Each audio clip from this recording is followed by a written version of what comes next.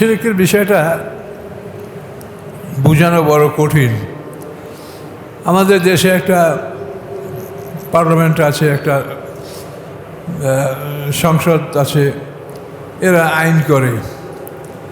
তারা আইন করতে পারবে কোন বিষয়ে, যে বিষয় সম্পর্কে আসলে কোরআনের কোনো আইন না থাকে, এরকম যদি কোনো বিষয় থাকে সে বিষয়ে তারা আইন করার চেষ্টা করতে পারবে। কিন্তু তাও চিন্তা করতে হবে যে কোরআনের কোন মূল নীতির সাথে যেন বিরোধিতা না হয়। আর যে সমস্ত ব্যাপারে কোরআনের আইন দেওয়া আছে সে সমস্ত ব্যাপারে কারো আইন করা বা এটা পরিবর্তন করার এটা কারো ইখতিয়ার নাই, এটা জেনে রাখতে হবে। কাজেই এই আইনের ক্ষেত্রে লাহুল মুলক ওয়ালাহুল হুকম, সার্বভৌমত্ব আল্লাহর, আদেশ আল্লাহর। এর মধ্যে কোনো ব্যবধান নাই যে আল্লাহ ছাড়া অন্য কোনো আইন দিতে পারে, বিধান দিতে পারে, এরকম চিন্তা করা এটা শিরক, এবং এটা করলে তার সমস্ত নেকামল নষ্ট হয়ে যাবে। যদি আপনারা শিরক করেন তাহলে আপনার আমলগুলি সব নষ্ট হয়ে যাবে। জানে রাখবেন, শিরক করলে কোনো নেকামল আপনার আমল না হয় অবশিষ্ট থাকবে না, সব নেকামল বরবাদ হয়ে যাবে। আল্লাহ তাকুনান্না মিনাল খাসিরিন, এবং আপনি হবেন ক্ষতিগ্রস্তদের অন্তর্ভুক্ত। কাজে শিরক এমন এক অপরাধ, এটা করলে মানুষের নেকামলগুলো সব ঝরে যায়। চুরি ডাকাতি জেনা এগুলো অপরাধ, কিন্তু এগুলো করায় মানুষের নেকামল ঝরে যায় না, এগুলো থাকে আমল নামায় জমা। এই পাপগুলো আমল নামায় জমা থাকবে, নেকামলগুলো জমা থাকবে, দুইটা ওজন করা হবে, ওজন করে যা ফলাফল হয় সেই বিচার করা হবে। কিন্তু শিরক করলে তার সমস্ত নেকামল নষ্ট হয়ে যাবে। এই জন্য শিরক থেকে সবসময় দূরে থাকতে হবে। সূরা জুমার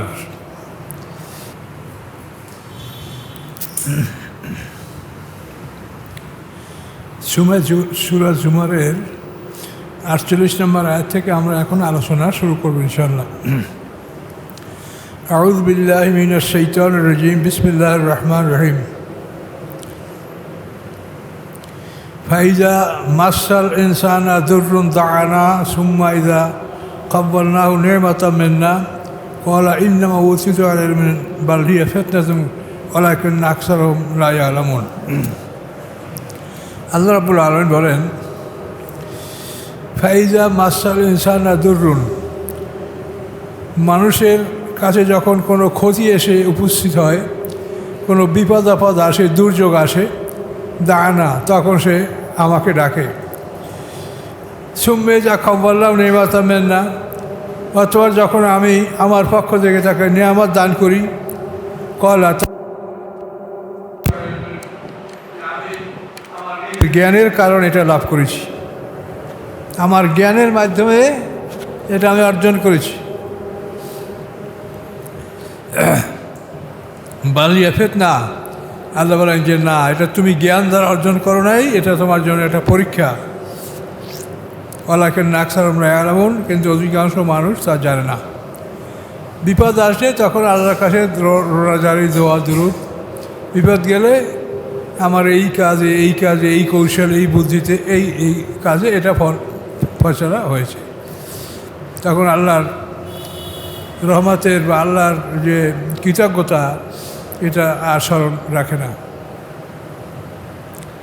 আল্লাহ বলেন, কদ ক্বালা আল্লাযীনা মিন ক্বাবলিহিম, অবশ্যই বলেছে তারা যারা এদের পূর্বে ছিল, ফামা আগনা আনহুম মা কানু ইয়াকসিবুন, অতএব তাদের কোনো উপকারে আসে নাই যা তারা উপার্জন করেছে, যা তারা অর্জন করেছে তাদের অর্জন তাদের কোনো উপকারে আসে নাই। ফাসাবাম সাইয়্যাতু মা কাসাবু, পৌঁছেছে তাদের কাছে অপরাধগুলি যা তারা উপার্জন করেছে। আল্লাযীনা যালামু মিন হাউলাই, এবং এদের মধ্যে থেকে যারা জালেন, সাইয়্যিবুহুম সাইয়্যাতু মা কাসাবু, অচিরেই আসবে তাদের পরে তাদের অপরাধগুলি, অন্যায়গুলি যা তারা উপার্জন করেছে, এগুলি তাদের কাছে আসবেই, এর শাস্তি। অবাম্বে মগজিদিন, এবং নয় তারা আল্লাহকে পরাজিতকারী। তারা আল্লাহকে দুর্বল করতে পারবে না, আল্লাহকে অক্ষম করতে পারবে না। আল্লাহ যা করার সেটা আল্লাহ করবেন।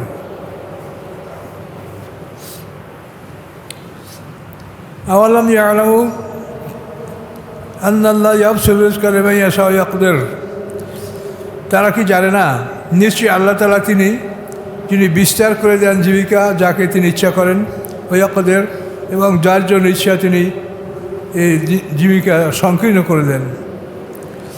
ইন্না ফি যালিকা আয়াতান লিকাওমিন ইউমিনুন, নিশ্চয়ই এর মধ্যে রয়েছে নিদর্শন ওই জাতির জন্য যারা ঈমান রাখে। ধন সম্পদ বাড়িয়ে দেওয়া এটা আল্লাহর ইচ্ছা, কাজে এটা কোনো নিয়ামত হিসেবে এটা গণ্য করা যায় না, এটা আল্লাহর একটা পরীক্ষা। কুল ইয়া ইবাদি আল্লাযীনা আসরাফু আলা আনফুসিহিম, বলুন হে আমার বান্দাগণ যারা তোমাদের নিজের উপরে জুলুম করেছো, সীমা লঙ্ঘন করেছো, লা তাকনাতু মির রাহমাতিল্লাহ, নিশ্চয়ই তোমরা নিরাশ হয়েও না আল্লাহর রহমত হতে। ইন্নাল্লাহ ইয়াগফিরুয যুনুবা জামিয়া, নিশ্চয়ই আল্লাহ তাআলা তোমাদের সমস্ত অপরাধ মাফ করবেন। ইন্নাহু আল গফুর রহিম, নিশ্চয়ই তিনি ক্ষমাশীল এবং দয়াময়। এই আয়াতটা নাযিল হওয়ার পূর্বে আরও 2 ধরনের আয়াত নাযিল হয়েছে। মক্কাতে যে সমস্ত কাফেররা চরম জুলুম অত্যাচার করেছে, মানুষদের উপরে চরমভাবে জুলুম অত্যাচার, মারধর, জুলুম, জেনা, ব্যভিচার সব কিছু করেছে, তারা আল্লাহর কাছে ক্ষমা চেয়েছে। কিন্তু আল্লাহ বলছেন ইল্লা মান তাবা ওয়া আমানা ওয়া আমিলা সালিহা, যারা তওবা করবে, ঈমান আনবে, ভালো কাজ করবে, আল্লাহ তাদের ক্ষমা করে দেবেন। কিন্তু সেই অপরাধীরা, এর মধ্যে বিশেষ করে ওয়াসির নাম উল্লেখ করে, ওয়াসি যে হযরত হামজা রাদিয়াল্লাহু তাআলা আনহুকে শহীদ করেছেন, তিনি এবং তার সাথে এইভাবে কঠিন অপরাধীরা বলল যে আমাদেরকে আল্লাহ কি ক্ষমা করবে? আল্লাহ যারা বলছে ইল্লা মান তাবা ওয়া আমানা ওয়া আমিলা সালিহা, এগুলি কি আমরা করতে পারবো সব? তারপরে আল্লাহ তাআলা তাদেরকে আরও সময় দিলেন, সময় দিয়ে আরও আয়াত নাযিল করলেন, তাতে ওরা আশ্বাস হতে পারলেন না। অতবার আল্লাহ তাআলা সর্বশেষ এই আয়াত নাযিল করলেন। হ্যাঁ, এই সর্বশেষ আয়াত নাযিল করলেন যে আল্লাহ তাআলা কুল ইবাদি আল্লাযীনা আসরাফু আলা আনফুসিহিম, আপনি বলুন যে হে আমার বান্দাগণ, আল্লাযীনা আসরাফু আলা আনফুসিহিম, যারা নিজেদের উপরে জুলুম করেছে, লা তাকনাতু মির রাহমাতিল্লাহ, তারা যেন আল্লাহর রহমত হতে নিরাশ না হয়। ইন্নাল্লাহ ইয়াগফিরুয যুনুবা জামিয়া, নিশ্চয়ই আল্লাহ তাআলা তাদের সমস্ত গুনাহ ক্ষমা করবেন। ইন্নাহু আল গফুর রহিম, তিনি ক্ষমাশীল দয়াময়। এই আয়াত যখন নাযিল করেছেন তখন ওয়াসি এবং তার সাথে আরও যারা ওই ধরনের বড় বড় পাপী ছিল, তারা আল্লাহর কাছে তওবা করলেন এবং আশা করলেন যে আল্লাহ আমাদেরকে মাফ করবেন। এবং এই ওয়াসি যে হযরত হামজা রাদিয়াল্লাহু শহীদ করেছিলেন, উনিই কিন্তু আল্লাহ রসুলের ইন্তেকালের পরে হযরত আবু বকর সিদ্দিক রাদিয়াল্লাহু তাআলা আনহু যখন খলিফা হলেন, তখন যে মুসলমানরা ভণ্ড নবীদের বিরুদ্ধে যুদ্ধ করেছিল, ইয়ামামার যুদ্ধ, সেই যুদ্ধে এই হামজা রাদিয়াল্লাহুকে শহীদ করেছে। তো এই লোক সেই দিন সেই মুসাইলামা কাজ্জাবকে হত্যা করেছে। হত্যা করে আল্লাহর কাছে বলেছে যে আল্লাহ, আমি আপনার প্রিয়তম বান্দা হযরত হামজা রাদিয়াল্লাহু তাআলাকে শহীদ করেছি, আর আপনার সবচাইতে নিকৃষ্ট এবং ঘৃণিত বান্দা মুসাইলামা কাজ্জাবকে আমি সেই বল্লম দ্বারা হত্যা করেছি। কাজে এই হত্যার বিনিময়ে আমাকে পূর্বের হত্যার অপরাধ আমাকে ক্ষমা করে দেন। এই ব্যবসায় আল্লাহর কাছে মাপ চেয়েছে।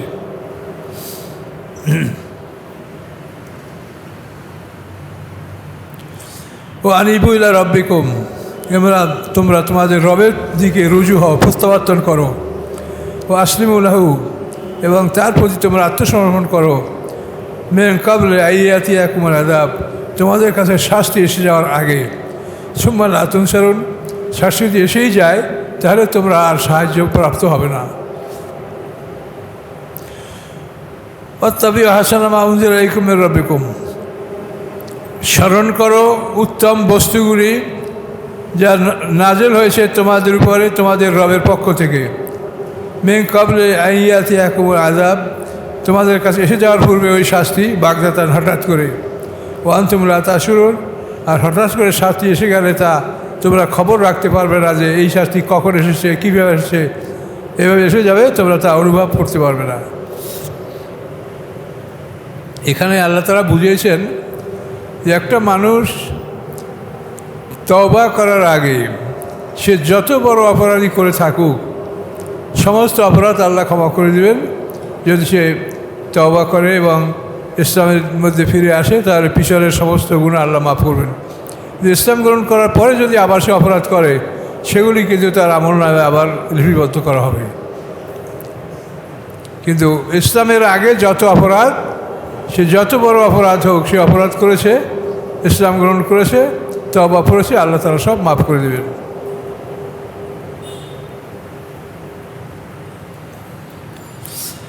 আনতাকুল নাফসিয়া হাসরাত আলা মা ফাররাতু ফি জামবিল্লাহ, যেন কোনো মানুষ এভাবে না বলে যে হায় আফসোস, আমি যে অপরাধ করেছি আমার আল্লাহর ব্যাপারে, হ্যাঁ, এই অপরাধের জন্য আমি দুঃখিত। ওয়াইন কুনতু লামিনাল শাকিরিন, এবং নিশ্চয়ই আমি ছিলাম ঠাট্টা উপহাসকারীদের অন্তর্ভুক্ত। কাজে বিষয়টা বুঝতে হবে, যেখানে আল্লাহ তাআলা বড় বড় অপরাধের কথা ক্ষমা করার কথা বলেছেন, এই অপরাধের মূল উদ্দেশ্য হচ্ছে যে ঈমানের আগে তুমি যত অপরাধ করেছো সেগুলি মাপ। কিন্তু ঈমান আনার পরে তুমি যদি আবার অপরাধ করো সেগুলি তোমার আমল নয় আবার লিপিবদ্ধ করা হবে।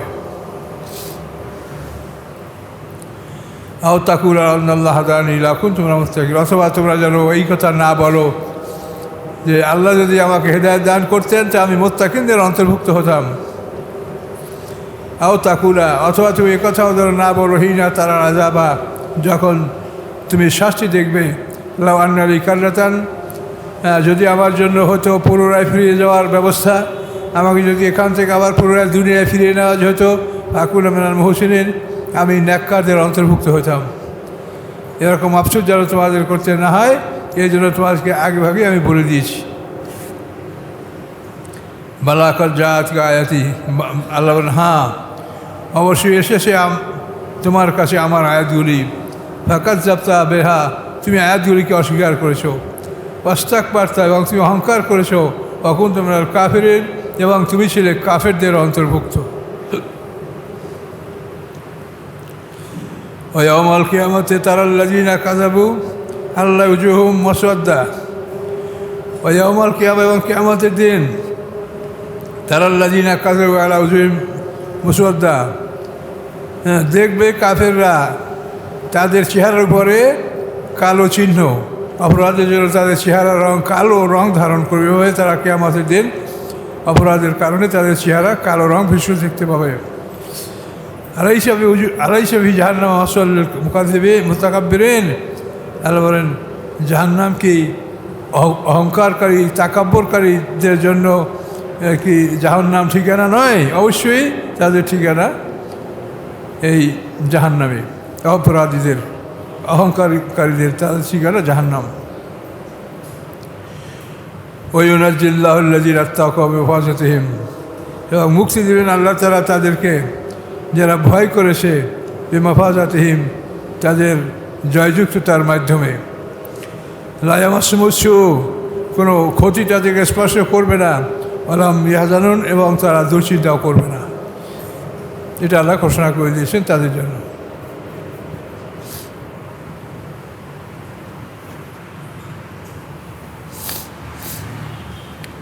আল্লাহ খালিকুল্লি শাই ওয়া হুয়া আলা কুল্লি শাইইন ওয়াকিল, আল্লাহ তাআলা সব কিছুর স্রষ্টা, ওয়া হুয়া আলা কুল্লি শাইইন ওয়াকিল, এবং সমস্ত বিষয় তিনি ওকিল, তিনি কর্মবিধায়ক, সমস্ত কাজের দায়িত্ব তিনি গ্রহণ করেন।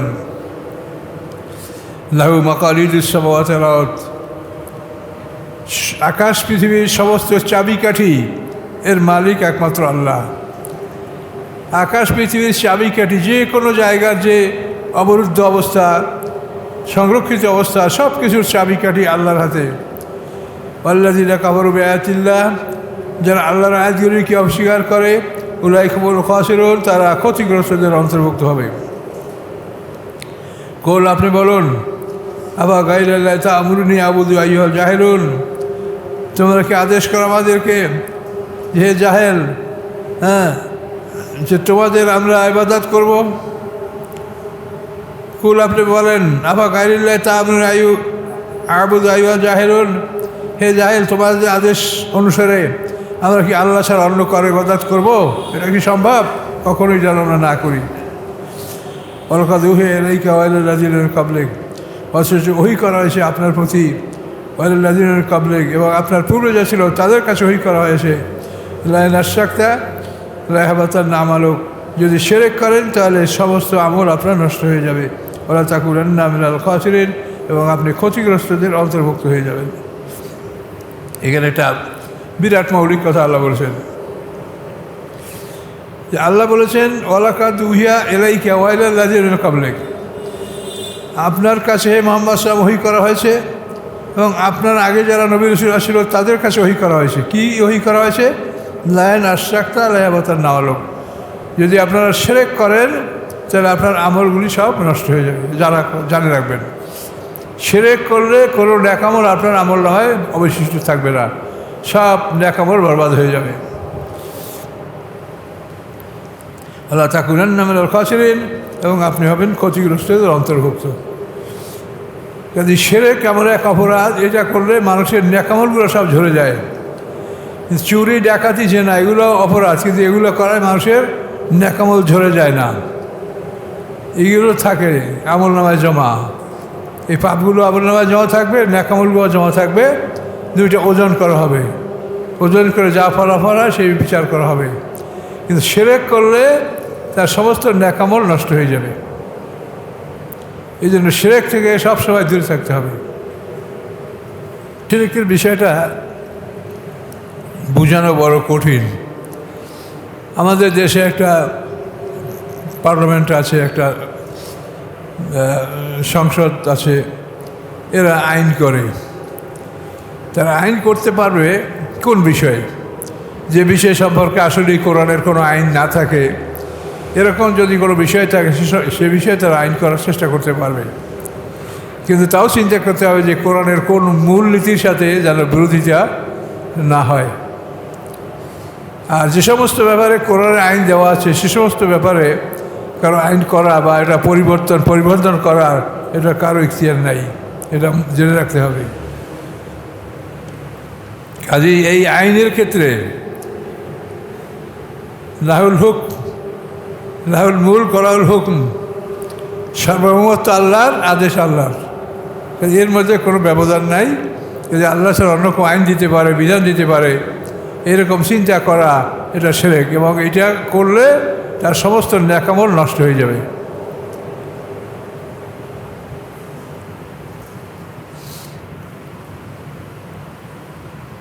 কাজে এটা আল্লাহ জানিয়ে দিয়েছেন যে আমি আপনার প্রতি এবং আপনার পূর্বে যারা আসছিল রাসূল তাদের সকলের প্রতি আদেশ জারি করে দিয়েছি যে তোমরা যদি শিরক করো তাহলে তোমাদের সমস্ত আমল নষ্ট হয়ে যাবে। বালিল্লাহ ফাবুদ, বরং আল্লাহ ইবাদত করো, ওয়াকুম মিনাশ শাকিরিন, আল্লাহর শুকরিয়া আদায় করো। মা কাদারুল্লাহ হাক্কা কাদরিহি, তারা আল্লাহকে যথাযথ সম্মান দেয় নাই। মা কাদারুল্লাহ হাক্কা কাদরিহি, আল্লাহকে যথাযথ সম্মান তারা দান করে নাই। ওয়াল আরদু জামিআন কবদাতু ইয়াওমাল কিয়ামা, এবং সমস্ত পৃথিবী সেই দিন আল্লাহর ডাইন হাতে থাকবে। ওয়াস-সামাওয়াতু মাতবিয়াতুম ওয়াল আরদু জামিআন কবদাতু ইয়াওমাল কিয়ামা, সমস্ত পৃথিবী সেই দিন আল্লাহর বাম হাতে থাকবে। ওয়াস-সামাওয়াতু, এবং সমস্ত আকাশগুলি মাতবিয়াতুম বিয়ামিনি, আল্লাহর ডান হাতে লটকানো থাকবে। অর্থাৎ 7 পৃথিবী আল্লাহর বাম হাতে আর 7 আসমান ডান হাতে, এভাবে 7 আকাশ 7 পৃথিবী 2 হাতে আল্লাহ নেবেন, নিয়ে বলবেন যে এটার মালিককে বলো সুবহানাহু ওয়া তাআলা আম্মা ইউশরিকুন, পবিত্রতা আল্লাহ তাআলা যিনি সবার ঊর্ধ্বে এবং ওই সব কিছুর ঊর্ধ্বে যা তার সাথে শরীক করা হয়। এই আকাশ পৃথিবী, উপরে বলা হচ্ছে আকাশ পৃথিবীর চাবিকাঠি আল্লাহর হাতে, আর এখানে বলা হলো যে আকাশ পৃথিবী উভয় এটার মালিক আল্লাহ। কাজে এই জন্য হাসরের ময়দানে আল্লাহ তাআলা বিচারের মাঠে যখন আসবেন, আসিয়া বসবেন, বসার পরে এই কাজটা তিনি করবেন যে 7 পৃথিবী তিনি বাম হাতে নেবেন, 7 আসমান ডাইন হাতে নিয়ে বলবেন, এই যে আকাশ পৃথিবী দেখো, এটার মালিককে বলো। কি এক আশ্চর্য কথা বলেন!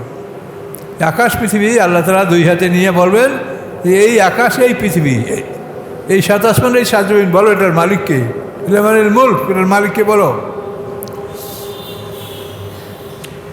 সুবহানাহু ওয়া তাআলা আম্মা ইয়াশরিকুন, পবিত্রতায় আল্লাহর, যে আল্লাহর সাথে শরীক করা হয়। কর্ণবে কাবুচুর এবং সিংহা বাজানো হবে। ফাসায়কা মান ফিস সামাওয়াতি ওয়া মান ফিল আরদি ইল্লা মা শা আল্লাহ। এই সিংহা বাজানোর পরে বেহুশ হবে যারা আকাশের মধ্যে, অমান ফিল আরদি, যারা পৃথিবীর মধ্যে, ইল্লা মা শা আল্লাহ, ব্যতীত তারা যাদেরকে আল্লাহ ইচ্ছা করবেন, তারা বেহুশ হবে না, তারা মৃত্যুবরণ করবে না। এটার প্রথম সিংহার ফুৎকার। সুম্মা নুফিখা ফিহি উখরা, এরপর দ্বিতীয় সিংহার ফুৎকার দেওয়া হবে। ফাইযা হুম কিয়ামুন ইয়ানজুরুন, অতঃপর তারা দাঁড়িয়ে থাকবে এবং দেখতে থাকবে যে কোথায় আসছি, কী হয়েছি, কিছুই বলতে পারছি না। তাহলে প্রথম সিংহার ফুৎকারে বেহুশ হবে না কারা?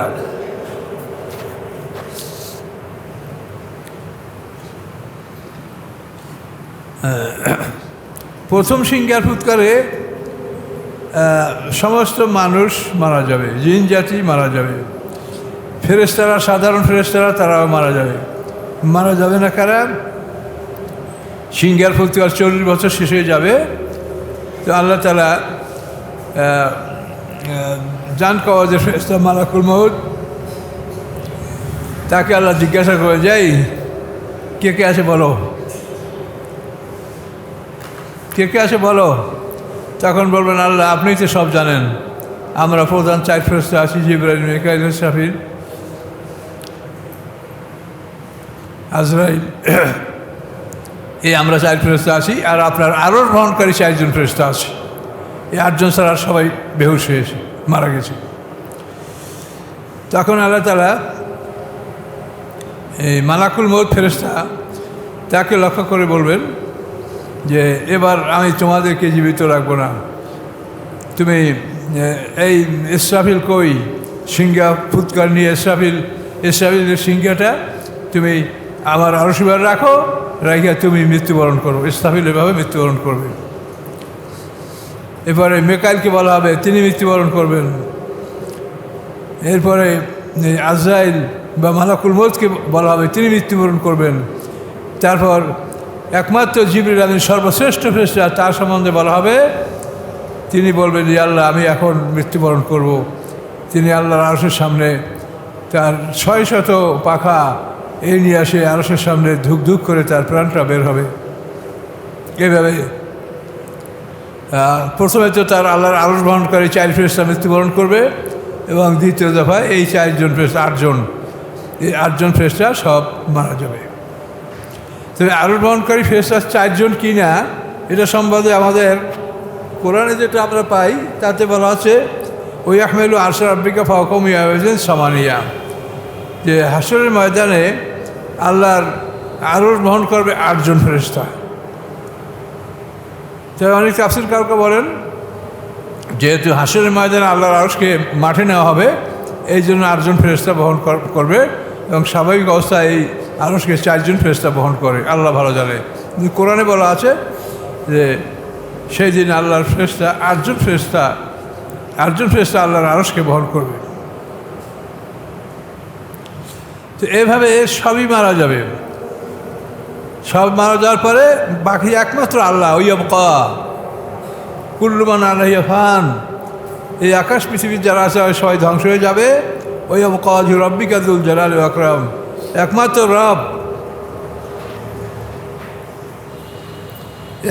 রব, আল্লাহ, তিনি একমাত্র অবশিষ্ট থাকবেন, আর সব শেষ হয়ে যাবে। এবং তিনি প্রমাণ করবেন যে আকাশ পৃথিবী যে আমি রক্ষা করার জন্য ফেরেশতা রেখেছি, এদের দ্বারা যে আমি এরা রক্ষা করি তার নয়, আকাশ পৃথিবী রক্ষা করি আমি, কিন্তু এদেরকে আমি দায়িত্ব দিয়েছি, এটা আমার একটা কর্তব্য, আমি এদেরকে দায়িত্ব দিয়েছি, তারা এটা পালন করবে। কিন্তু আকাশ পৃথিবী এর জিম্মেদার আমারই এটাকে দেখাশোনার দায়িত্ব বহন করতে হচ্ছে, আমি করছি। এভাবে সবাইকে ধ্বংস করা হবে। ধ্বংস করার পরে এরপর আবার আল্লাহ তাআলা তার আরশগণকে 4 ফেরেশতাকে আদেশ করবেন, আল্লাহ তারা জীবিত হবে। এরপরে প্রধান 4 ফেরেশতা জিবরাইল, মিকাইল, ইসরাফিল, আজরাইল এদেরকে জিন্দা করা হবে, এরা সব জীবিত হবে। এবং এই প্রথম সিংহার ফুৎকার 40 বছর সময় লাগবে, মাঝখানে বিরতি থাকবে 40 বছর। এই বিরতির সময় কিন্তু আল্লাহ তাআলা এইসব কাজগুলি করবেন। তো এই বিরতির পরে দ্বিতীয় সিংহার ফুৎকার হবে, সেই সিংহার ফুৎকার থাকবে 40 বছর। তাহলে 3 40 120 বছরে এই পৃথিবী মানে ধ্বংস এবং পুনরায় জীবিত করা, এই যে 120 বছরে 3 40 120 বছর এটা হবে। আর আদম আলাইহিস সালামকে সৃষ্টি করেছে 120 বছরে।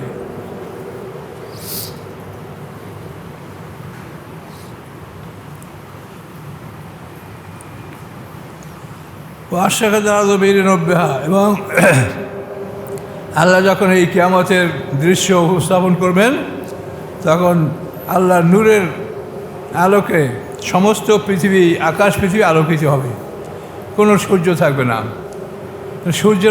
সূর্যের অস্তিত্ব তো ওখানেই শেষ। আমাদের এই সূর্য চন্দ্র ধ্বংস করা হবে, তো কোরআনেই আল্লাহ বলেছেন। আমাদের চন্দ্র সূর্য ধ্বংস করার কথা আল্লাহ কোরআনে বলেছেন। এই চন্দ্র সূর্য কোনো কাজে লাগবে না। হাসরের ময়দানে আল্লাহ কীভাবে আলোর ব্যবস্থা করবে সেটা আল্লাহ ভালো জানেন।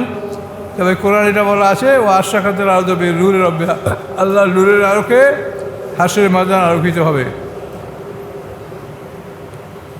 ওজিয়াল কিতাব, এবং সমস্ত আমলনামা উপস্থাপন করা হবে।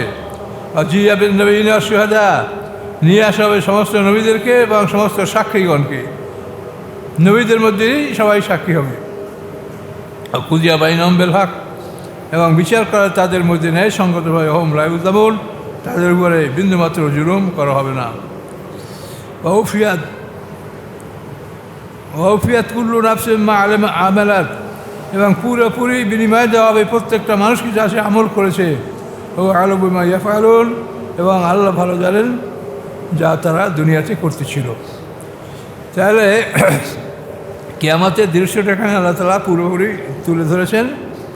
যে প্রথম সিংহার ফুৎকারে প্রথম সব ফেরেশতারা মানে তারা ঘাবড়িয়ে যাবে, সব মানুষ ঘাবড়িয়ে যাবে, তারপর তারা মারা যাবে। এবং এভাবে 40 বছরে সমস্ত মারা যাবে। মারা যাওয়ার পরে মাঝখানে 40 বছর বিরতি থাকবে। এই বিরতির সময় আল্লাহ তাআলা মানুষের প্রাণগুলি যে ইলিনশি জিনিস ছিল, এগুলিকে আল্লাহ তাআলা ইসরাফিলের সিংহার ফুৎকারে ঢুকাই নেবেন এই ফাঁকে। এবং এভাবে মাঝখানে 40 বছর বিরতি যাওয়ার পরে দ্বিতীয়বার যখন সিংহার ফুৎকার দিতে ইসরাফিলকে বলা হবে, তখন ইসরাফিল সিংহা তুলে মুখে নেবেন।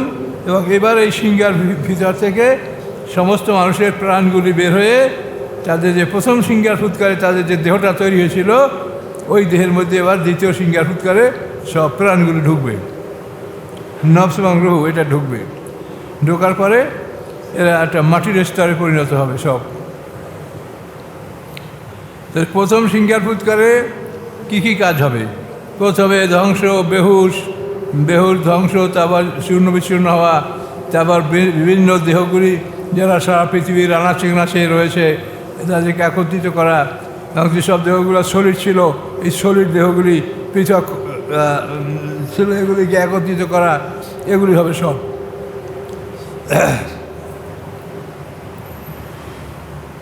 তো এইভাবে দুইটা সিংহার ফুৎকার, প্রথম সিংহার ফুৎকার 40 বছর, মাঝখানে বিরতি 40 বছর, দ্বিতীয় সিংহার ফুৎকার 40 বছর। এই 3 40 120 বছরে পৃথিবী ধ্বংস এবং কিয়ামত এটা হবে।